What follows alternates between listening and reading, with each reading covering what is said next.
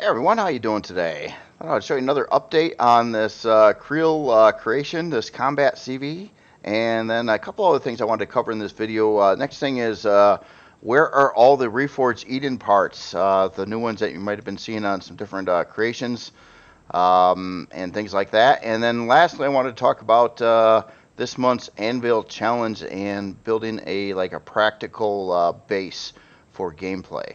So to start with, I just want to show you where I'm at with this creation right now. I'm well underway in texturing it right now. I've got areas that are in white yet that need to be textured, and then I got to go over the bottom side some more, and I wanted to change some blocks around over here.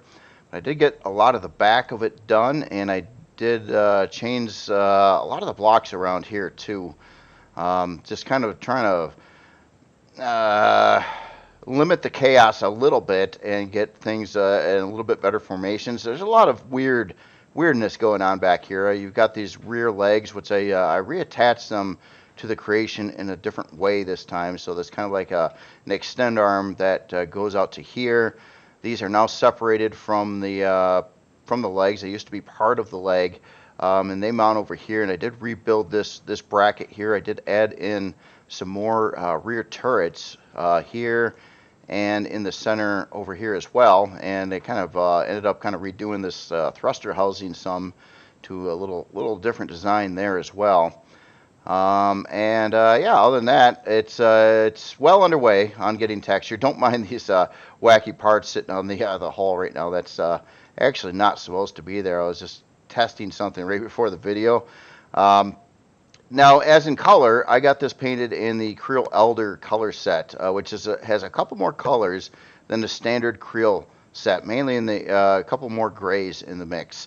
It's going to be totally backwards compatible though when I'm all set, or it's going to have another color palette with it, set it up to look exactly like the existing Kriel, pretty much. So there is that. I may have it come in the Elder color scheme, or I may just go with the regular color scheme, but it's going to have an option to have it either way. So that shouldn't be a big deal at all. So I just wanted to kind of cover where this is at right now. Just take a look at the specs. Keep in mind it's not finished yet, but mainly looking at its current weapon loadout here. So you got 12 launcher positions between the 8 artilleries and 4 laser cannons. And right now it has 43 turret positions.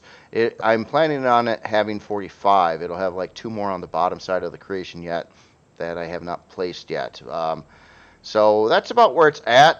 It moves, of course, very good right now, but it's built of carbon, and it's going to need a lot of Xeno interior blocks and backing underneath this carbon hull here. It's going to try to protect different areas of the ship the best it can. And then lastly, I wanted to try to get as many potential shield upgrade parts and things like that in as possible on the interior. And it doesn't have a huge amount of room to do it, so but I believe I should probably be able to handle something though. I think I have a location for a fusion reactor and a couple large shield parts, and then hopefully some mediums. I'm sure I'll cover all the small ones. Those are much easier to place, and there is actually more room than what you see inside of here. It's just I got a lot of blocks I got to remove on the interior that were part of the original wire frame of this thing and stuff like that. But yeah, hopefully it'll be a fun ship, combat oriented ship,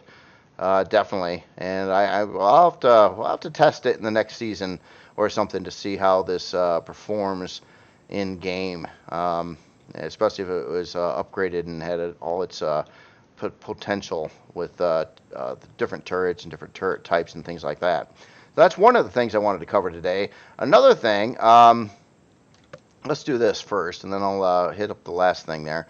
So let's talk about bases. So here's some old bases that I made throughout time. This one over here I haven't actually looked at probably 4 or 5 years. This is the Sanctum installation, one of the earliest creations that I made, or in that set of early creations that I made. So I like the idea of this base a lot because it was a hangar base. In other words, it had a pass-through hangar. This particular one was using 13x7 hangar doors, so you could fit, pretty good sized creations going through the middle of it and whatnot. So this is, I'm just kind of taking a look at some older bases to try to come up with a good game plan on what I want to build for this challenge. And again, the challenge is about building a very practical in-game base without fluff. So it's pretty much like everything's about function and being practical and things like that, and not trying to go crazy exotic and things like that. So something that you might want for gameplay purposes in-game. Typically, these are not going to be as pretty as some of the other ones, though, because they're, at least on my thinking, at least, a lot of these are going to turn into a box or a rectangle or something like that, more or less.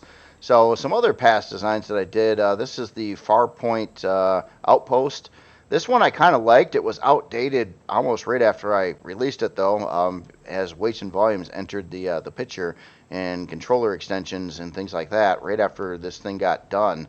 But this base was pretty cheap, inexpensive base. I was kind of deeming it as a starter base with a hangar. It had locations to add in. Well, I had a couple constructors in there, but again, the storage was all done with cargo boxes because that's all there was when this was made. And I don't believe it also had the newer set of blocks either, and things like that. So a lot of cargo boxes in here. On this side, I buried it. It did have places to put in grow plots. I think this one could do 36 grow plots. So I was kind of taking a look at this as another hangar-based type idea. Again, very blocky, stuff like that. And then the newest one, which is still a few years ago now, is the Waypoint Compound, and that was this guy here. This one got in some solar, had locations to add in furnaces, and one of the focus points on this one, though, was its protection. First, it was built of armored concrete, so those are pretty high hit point blocks in the game. And second, it had 8 turrets around it, plus some other things, some sentry guns around, that would give it a full 360-degree coverage and enough firepower to defeat most of the drone attacks and things like that. Plus solar around the roof edges and a big landing pad on the top of it. On the inside of it, you had a hangar and again some production area over here where you could put in I think 5 or so constructors or deconstructors in the area, and then it had 2 locations for furnaces in here, and it even had a location to add in a shield. So those are all features that I kind of want in this new base as well. This one was probably a little bit light on storage, though, as in it was a vanilla creation, and the storage bays at the time, they're, well, and probably still are, quite expensive on CPU. So I was trying to keep the CPU down, therefore it only had 3 320K storage bays. The new one, I plan on having quite a bit more than that. But these are all kind of a base idea. So in practice, what I was doing over here is this is a test platform. Basically, I kind of wanted to figure out how big would I need to build something, how would I lay it out, and what should it have in it. So here, another hangar base idea. And I kind of wanted to kind of go through with the hangar based idea because I can utilize all the space really efficiently in a design like this and not really waste any room. So this one, you know, I was kind of plotting out with having 8 320K storage bays. Now I wouldn't mind going to 640. The problem is as soon as I do that, it really screws it up for vanilla purposes, and kind of a pain in the butt to work around and deal with that after the fact, or have to put out 2 versions of the same base. And so I'm thinking, you know, I might as well just keep it all 320. It still works, and it's not really a big deal, I don't think. So I'm kind of steering away from the 640 on this one. So anyway, this one was going to have enough room for 8 constructors or deconstructors. 54 grow plot farm is kind of what I wanted. There's a particular recipe to make your ration packs and some other things that needs 54 grow plots. Figured that would be a nice ballpark figure of the amount of grow plots it could have. Again, it wouldn't come with the grow plots like pretty much everything else, so to have placeholders or something in its in that location. And then, of course, being a hangar, it's got a ceiling. That ceiling I was going to utilize for a landing pad. And I was evaluating different hull materials.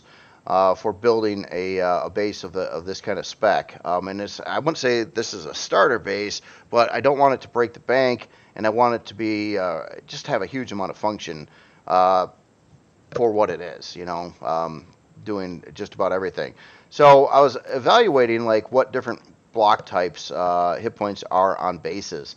So concrete's a very good option for a base build. 1,250 hit points for a full block. Compare that to steel block is only 750 hit points. These are really cheap, by the way. So I'm kind of steering towards concrete, but there's another option too. So obviously concrete here is at 1250. Now here's a hardened steel block. They have 1600 hit points, so they're kind of in between. Just a notch up from the concrete blocks, but a whole lot more expensive. And then there's the armored concrete, and these have 4,000 hit points. One thing I was concerned about with armored concrete is whether or not it required sathium to make these, and it does not. It just requires more iron and more concrete to make these blocks. So it's not really a big thing. If you really wanted to go with a base that could take some good hits, this armored concrete is probably your best material choice you could use with a base. I mean, Xeno works pretty good too, but that's a little harder to acquire and things like that. So, and with all the concrete blocks, though, they have a limited amount of textures that can be used. So some of the blocks could be replaced for steel if I really, really wanted to have a certain texture when it's being done up. Another qualification of the base, beyond those two things I wanted to have, is 360 degree like good defense, probably utilizing up to 8 turrets to do that. And I don't have this right here in this little sample here, but this one actually did do it, I thought, pretty good, where these top turrets, you have a 360 degree angle around there, and then you had this lower set of turrets that could shoot all the stuff close to the ground. If there's any guys on the ground coming in at you, they can handle those, and also aid with shooting down drones as the top turrets are doing, and putting them out in kind of the extended corners of the base like that is going to give you a really nice coverage area, kind of like what this one was trying to do. So beyond the storage, and I'm kind of leaning towards 8320s, 54 grow plots, I would like to get in 2 furnace positions, a potential upgrade shield position, and then a perimeter defense of like probably about an 8 turret, 2 turrets per corner kind of setup. Now that's really going to force me to build something that looks like a pole barn, kind of like what this is over here. So it's not going to, you could do some stuff with the walls and try to make it a little prettier, but I don't think I'm going to go with any kind of exotic design whatsoever on this build. It'll probably be pretty straightforward. And again, I'm trying to shield all the storage as well. Like all the storage would be inside. It could be in the floor. I'm not worried about using storage controllers on the floor because that's placed against the ground. But I do not want any exposed on the outer hull. If I with solar, like this does have some solar panels on it, but there would be another. Oh, excuse me. Oh, I got to sneeze. Sorry about that.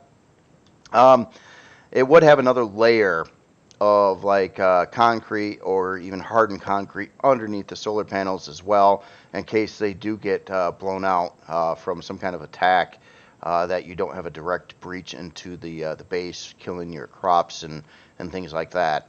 You don't really want that to happen. So all the storage containers would be sealed off on the inside. The solar panels would also be sealed off on the inside with tougher blocks. And that's kind of the idea I've got. But I don't really like what I've got going on here right now. It's the layout is efficient, but the design is really boring. Really boring. I like the idea of having one side of it kind of extending out a little bit more than the other side, so you can create like this loft area over here for like a farming section. And then I kind of measured this out to exactly fit 54 grow plots across there. And that's how this whole thing was started. Actually, was figuring out where the farm was going to be and measure that out so everything lines up. And then it's got a couple elevators that would get you up to the top of it. So I don't know. I will figure something out better with this, and I might even do a build series or start that maybe tomorrow on actually trying to build a real one here, and this was just kind of sampling, trying to figure out what it's going to be and where I'm going to put everything and the general structure of it. But I do like the idea of a pass-through hangar like it has. And then and that's your only entry points besides coming in from the top. It wouldn't probably have a side door entry because you got the two big hangar doors you could come in from either side, easy enough. And then I could dedicate all the wall space in there for everything else. You know, it's also going to need other little utility features like a medical bay and your armor repair and stuff like that. Optional area to put in a repair bay, I think would be really nice too. Might even leave it a dual optional area where you could put a repair bay on the roof area or in the hangar area, depending on what would be more practical for what you're doing. Like obviously it's going to be a lot more difficult to get HVs on the roof than park them into the hangar, but if you want to repair some kind of CV that would fit here, and honestly, if I could get these turrets out of the way and lowered down off to the sides here, then I wouldn't obstruct any of the landing spot for something that would, like a larger CV, if you want to roll that up over the top, you could probably park it in here reasonably good enough to allow it to get repaired. That would be a nice option for this as well. So it's just a lot of thinking about what's going to go into it and what kind of specs I'm thinking about doing for this particular build. So I'll move on from that. Last thing I wanted to talk about was a question that was brought up in a previous video. It was asking, where are these new Reforged Eden parts, such as the elevators, the spinning red lights, some of these fancier consoles and things that we've been seeing. And it was confusing me for the longest time too, but I've figured it all out now. So what you want to do to get into that mode is you start a game like you normally would. So we'll go into single player, we'll select scenario. And what I was using, and which doesn't work right with those parts, is I was using the, where is it, Reforged Creative Studio 1.9. And now if you get this scenario or mod or download on the workshop, you should see all these same things here. Maybe not these past versions, but so I was using this. And this doesn't seem to contain any of those newer parts, such as the elevators, the spinning red lights, and things like that. But I was using this because I thought it was brighter. I was really had a hard time with the lighting in there for a bit, and I thought it was just brighter. I take back that now. I was also probably using a previous version of this, so probably 1.8.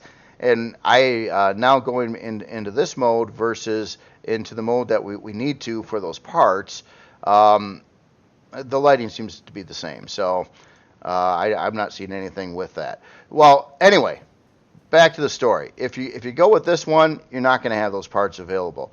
You have to go with Reforged Eden 1.9. Just like this, but you want to change your game mode up in the corner. It could be default set to survival, but you want to change that to creative. I usually do an empty world as well.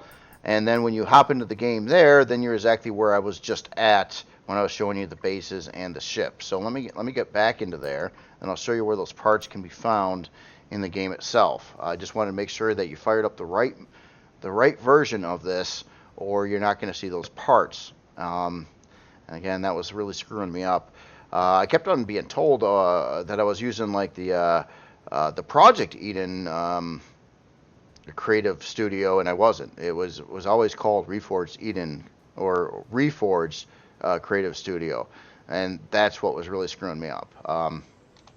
Okay, so back in here, where these parts are located. So let's hop into some menus.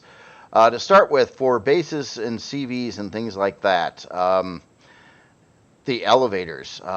You will now see the elevators in your selection over here. You got these lift blocks, experimental.